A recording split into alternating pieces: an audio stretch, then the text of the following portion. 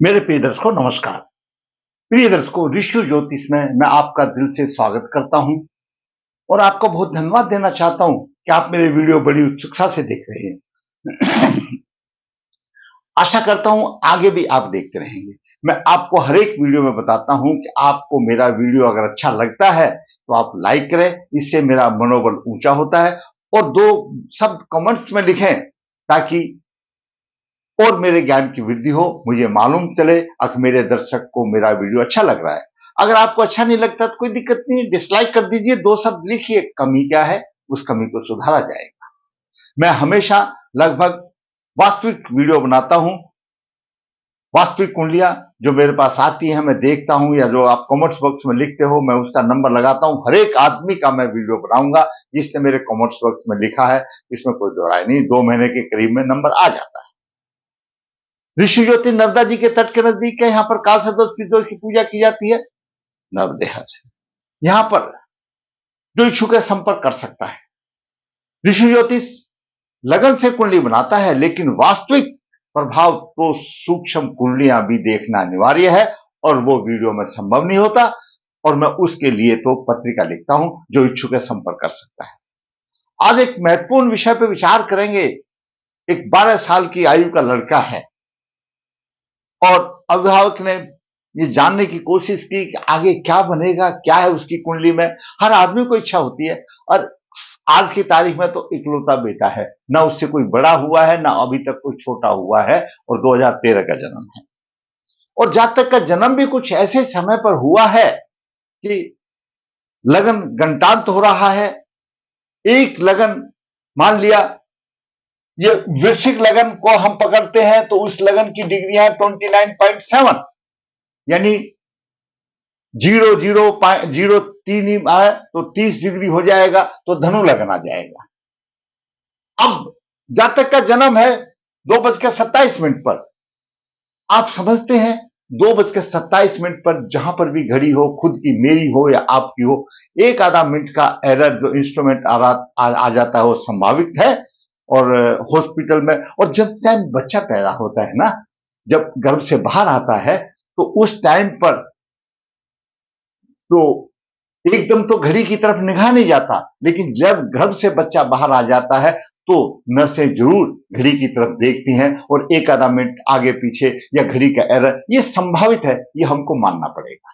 तो इसलिए मैंने, क्योंकि उस जातक का एक ही समय पर हुआ, मैंने अपनी समझ से, क्योंकि लगन चेंज होने वाला था या हो रहा है, तो घड़ी के एरर मानते हुए मैंने जब उसका देखा, उसके 12 साल की आयु हो गई और उसके बाद कोई छोटा भाई बहन नहीं है, तो मैंने उसको धनु लगन मान करके चला। और उसका जो पूछा गया तो वह जातक बहुत ही अग्रसर है पढ़ाई करने के लिए, बुद्धिमान है, उसमें कुछ अच्छे वो हैं। तो फिर भी हम अंत में थोड़ा सा उसका वृश्चिक लगन का भी थोड़ा सा बताएंगे, ताकि बच्चे का मार्गदर्शन हो, अभिभावक का मार्गदर्शन हो।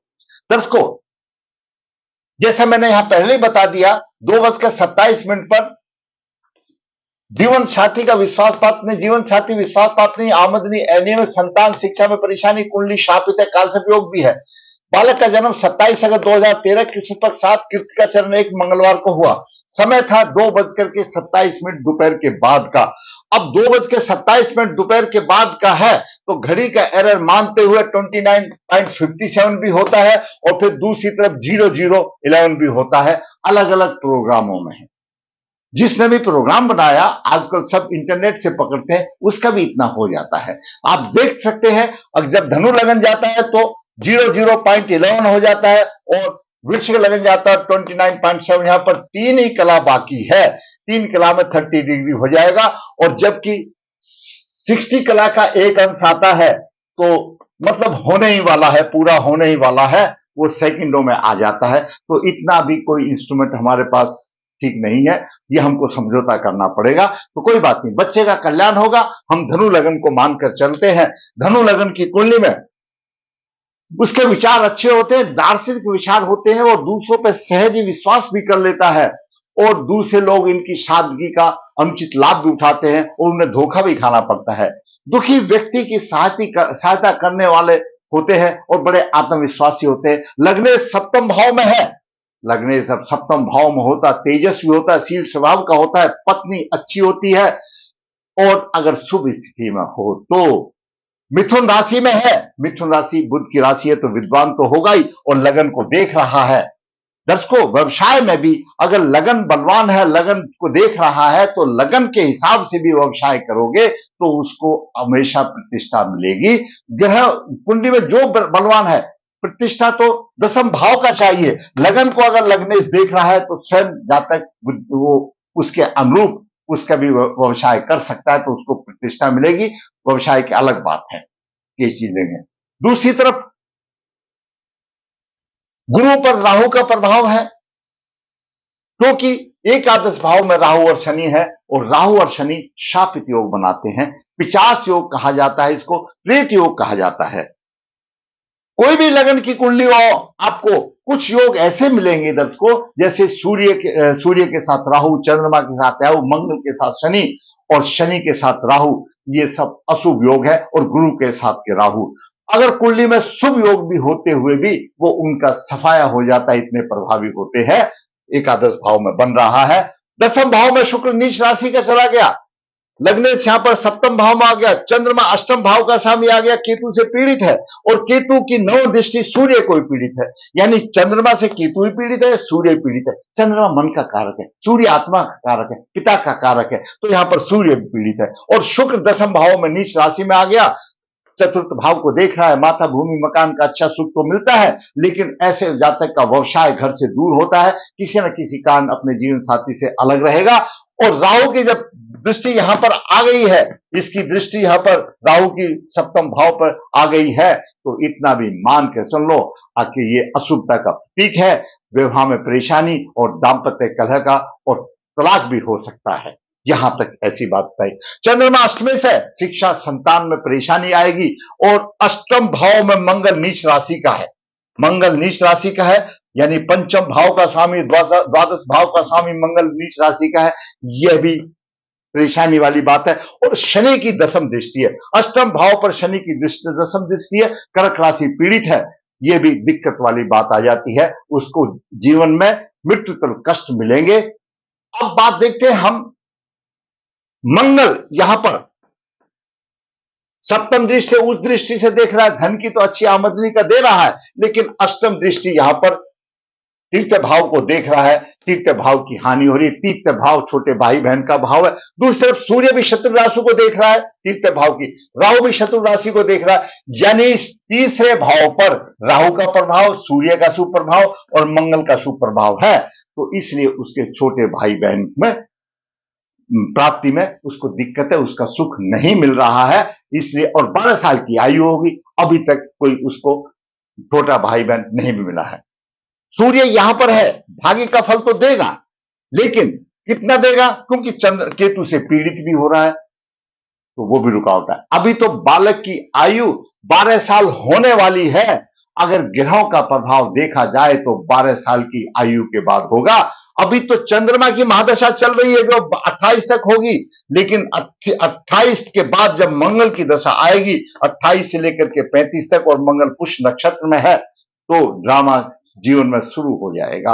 और क्योंकि मंगल नीच राशि में है, अष्टम भाव में नीच राशि में मंगल है, और शनि की दृष्टि है।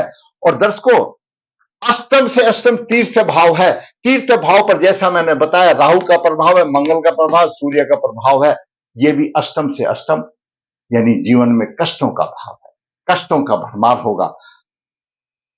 राहु पिता में है और शनि न्याय के देवता है।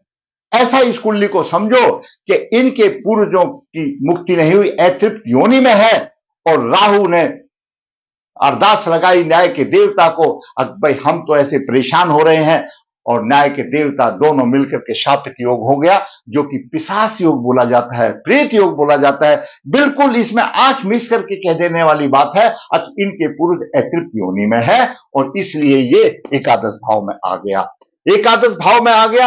एकादश भाव दर्शकों समाज से मिलने का भाव है, मित्रों का भाव है, बड़े भाई का भाव है, और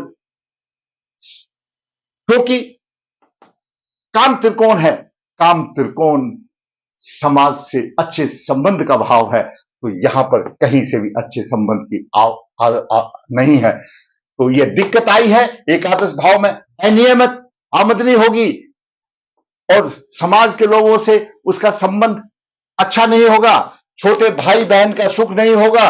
भाग्य का साथ तो सूर्य दे रहा है, लेकिन कितना दे रहा है, केतु से पीड़ित है।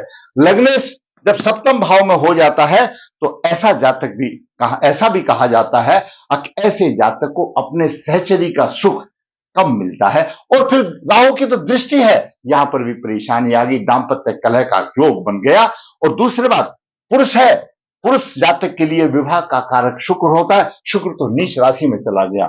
शुक्र भोग विलास का कारक है, दाम्पत्य सुख देने वाला है, सूर्य से आगे है। शास्त्र ये कहते हैं कि जब सूर्य से आगे शुक्र होता है तो उसकी राह आसान हो जाती है, शुभ स्थिति में होना चाहिए। लेकिन सूर्य से आगे शनि, पीछे सूर्य हो गया, पाप करते योग में हो गया और नीच राशि का हो गया। विवाह में बाधाएं आएंगी और दाम्पत्य सुख में परेशानी आएगी।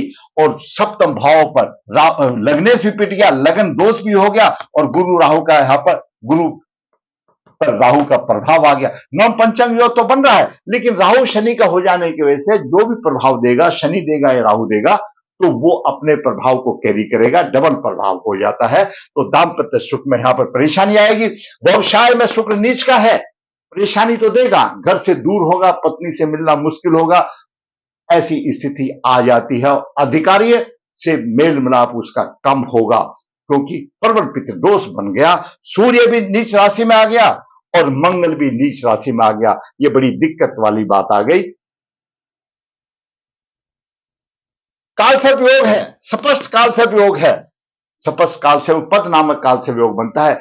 जीवन साथी विश्वास पात्र नहीं होगा, गुप्त शत्रु होंगे, लाभ में रुकावट होगी और मन में चिंता और संघर्ष और असफलता उसको देखने को मिलेगी, क्योंकि केतु राहु की दृष्टि में स्पष्ट कालसर्प योग हो गया, पद नामक कालसर्प योग हो गया। और हम इस कुंडली में जाते हैं, इस कुंडली में छठे भाव में केतु है, द्वादश भाव में शनि राहु हो गया। और द्वादश भाव दंड का भी भाव है, किसी प्रकार का दंड भी हो सकता है। सहवा सुख का भाव है, सहवा सुख तो उसको मिलेगा ही नहीं अगर इसमें जाते हैं तो वही। और फिर सप्तम नीच राशि में हो गया, दाम्पत्य सुख परेशानी आ गई, विवाह में बाधा आ गई, लड़खड़ा गया जीवन और वह शापित योग यहां पर आ गया। और मंगल पुष्य नक्षत्र में है और चतुर्दशी से देख रहा है, स्वयं मंगल भी उसका दंड का भागी बनता है। किसी प्रकार का दंड होगा, सहवा सुख नहीं होगा, धन की हानि होगी, परेशानी आ जाएगी। विदेश योग भी बनेगा, घर से दूर जाएगा सूर्य, क्योंकि यहां पर सप्तम भाव में आ गया। सप्तम भाव में बली है सूर्य, व्यवसाय तो उसका अच्छा होगा। इसकी यानी अगर हम वृश्चिक लगन को मानते हैं, व्यवसाय तो अच्छा होगा, लेकिन वही केतु से पीड़ित होगा, उसकी टांग पकड़ के खींच रहा है और यहां पर परेशानी आएगी। एकादश भाव में फिर शुक्र नीच का हो गया, आमदनी अनियमित होगी और समाज से कट ऑफ हो जाएगा, उसका संबंध बनेगा नहीं। तो इस कुंडली में भी परेशानी है, कालसर्प दोष है, पिशाच योग है, ये द्वादश भाव में है, यहां पर अधिक परेशानी है, किसी प्रकार का दंड होगा। शुक्र उस दृष्टि से पंचम भाव को देख रहा है, शिक्षा में परेशानी तो आएगी, लेकिन संतान में थोड़ी सी दिक्कत आएगी। यहां पर पंचम भाव का स्वामी गुरु यहां पर गूढ़ ज्ञान तो दे रहा है, ऐसा जातक पीएचडी भी कर सकता है इसके हिसाब से, लेकिन यहां पर नहीं कर सकता, ये दिक्कत आएगी। आगे जब थोड़ा सा समय आएगा तो प्रभाव बताएगा जातक को कौन सा है। लेकिन कालसर्प दोनों ही कुंडली में है, पिशाच योग दोनों ही कुंडली में है, प्रेत योग दोनों ही कुंडली में है, शुक्र नीच का दोनों ही कुंडली में है, सूर्य चंद्रमा केतु से पीड़ित दोनों ही कुंडली में है और सूर्य पर केतु का प्रभाव यहां पर है, यहां पर भाग्य साथ नहीं देता। मंगल नीच का हो गया। अगर हम इस कुंडली को मानते हैं आगे, तो ऐसा जातक स्वयं का निर्णय लेने में निष्फल होता है और वो दूसरे के भरोसे पर रखता है। ये जातक की कंडीशन है। अब हमने इसको किस तरह से एनालिसिस किया, जैसे मैंने पहले बता दिया, तीसरे भाव पर राहु का प्रभाव है, सूर्य का प्रभाव है, मंगल का प्रभाव है और अगस्त 2013 का है, अभी 12 साल होने वाला है, अभी तक इसको छोटा भाई बहन का सुख नहीं हुआ ही नहीं। तो शास्त्र ये कहता है जब तीसरे भाव पर भारी प्रभाव हो तो या तो छोटे भाई बहन होंगे नहीं, और होंगे भी तो उसको किसी प्रकार का सुख नहीं मिलेगा। दोनों की तरफ कुंडली में मैंने थोड़ा सा मोटे तौर पर उनका ध्यान आकर्षण कर दिया, क्योंकि प्रबल पित्त दोष है। दोष तो उतना ही इस कुंडली में है, उतना ही उस कुंडली में। ग्रह सिर्फ लगन बदली हुआ और लगन की डिग्री यहां पर लगन में कमजोर हो गया, और जब लगन उदय हुआ तो गुरु के 19 डिग्री थे, यहां पर गुरु भी विफल हो जाता है। तो कोई भी जातक प्रतिष्ठा प्राप्त करने के लिए लगन लगने से बलवान होना चाहिए। लगन की डिग्रियां भी महत्व रखती हैं, और लगनेश अगर कमजोर है तो हम कहते हैं भाई रत्न धारण कर लो, लेकिन यहां लगन की डिग्रियां ही कम होगी तो नहीं, वो तो उसके पूर्व जन्म के कर्मों के आधार पर ही होता है। और ये शापित योग, पिशाच योग, ये पूर्व जन्म के अशुभ कर्मों की देन है, इनकी हो या इनके पूर्वजों की हो। शास्त्र ये कहता है इनके पूर्वज अतृप्त योनि में है, उनका को निवारण करना चाहिए, पितृदोष निवारण करना चाहिए, पंचबली श्राद्ध करना चाहिए, कालसर्प दोष निवारण करना चाहिए। और यहां पर दशमेश बुध भी अस्त है, सूर्य को लगातार अर्घ देना चाहिए। कोई भी कुंडली हो, मैं तो हमेशा बताता हूं, जब आप सूर्य को विधिवत अर्घ देते हैं रोजाना सूर्य उदय से 1 घंटे के अंदर में, तो वो हर दिन उस ग्रह की हो रहा होती है। जैसे अगर मंगलवार को दे रहे हैं तो उस दिन मंगल की भी हो रहा होगी, मंगल को भी मिलेगा और सूर्य को मिलेगा, बुध को मिले बुध को भी। इसलिए नियम बना लो एक समाज में, इस समाज में आए मानव योनि हमको मिली है, तो भाई अपनी सुबह की सूर्यात सूर्य को उदय होते हुए जो प्राणी जल देता है, आप उसका प्रभाव 3 महीने में ही देखना, बहुत अच्छा प्रभाव मिलता है। तो मैंने आपको, क्योंकि दोनों कुंडलियां थी, लेकिन मैंने सूक्ष्म रूप से बता दिया। अब कुंडली शापित है, कालसर्प योग है, संतान, शिक्षा और दाम्पत्य जीवन में परेशानी आएगी, व्यवसाय की भी उतना नहीं मिलेगा, परेशानी दे करके मिलेगा, क्योंकि इसमें भी सूर्य केतु से पीड़ित है और इसमें नीच का शुक्र है। विवाह में तो दिक्कत आएगी आएगी। दर्शकों, मैंने छोटा सा वीडियो, ताकि आप लोग ज्यादा स्किप ना करें, मैंने पूरे जो मोटे मोटे पॉइंट थे इस बालक के, मैंने इसको क्लियर कर दिए। अभी ग्रह प्रभाव 12 साल की आयु के बाद देते हैं, एकदम नहीं देते। 12 साल जब बच्चों की आयु हो जाती है तो उसके बाद अगस्त 25 से इसको पूरा प्रभाव ग्रहों का मिलने लगेगा, दशाएं अंतरदशाएं एक्टिव होने लगेंगी। उससे पहले अलग अलग शास्त्रों के अलग अलग मत होते हैं, भाई पहले वर्ष में कौन सा जिम्मेवार है, जैसा ग्रह देता है। फिर भी 12 साल के बाद थोड़ी सी समझ हो जाती है और बच्चा अपने जवानी की तरफ ऊपर उठने लगता है। 15 साल का हो जाता है तो अच्छा समझदार हो जाता है। मैंने समय से पहले आपको बालक का ये मार्गदर्शन किया। सबसे बड़ा ये प्रेत योग और कालसर्प दोष है। चंद्रमा पीड़ित, सूर्य पीड़ित, शुक्र नीच का, गुरु भी पीड़ित, मंगल नीच का, बाकी कुंडली में बचा क्या? अगर इसका वर्णन करने चलो तो सुबह से शाम तक एक भी वीडियो पूरा ना हो, इतने ये अशुभ दोष है। परंतु उपाय करो और फल छोड़ दो प्रभु के ऊपर। जब आप मेहनत से, श्रद्धा से आप उपाय करेंगे तो कुछ ना कुछ तो आपको जरूर फल मिलेगा। दर्शकों, फिर मैं हमेशा कहता हूं कि कर्म भोग तो भोगना पड़ेगा। जब आप उपाय करोगे वो भी एक कर्म है, भगवान देखता है इसने कर्म किया, तो कुछ ना कुछ आपकी कर्म और श्रद्धा के अनुसार कुछ ना कुछ राह आपकी आसान होगी। अगर आपको मेरा वीडियो अच्छा लगा तो लाइक करें, शेयर करें, और जिसने मेरा चैनल सब्सक्राइब किया सब्सक्राइब करें, ताकि इसी प्रकार वास्तु कुंडली बना करके आपका मैं मार्गदर्शन करता रहूं और मेरा मनोबल भी ऊंचा हो। धन्यवाद।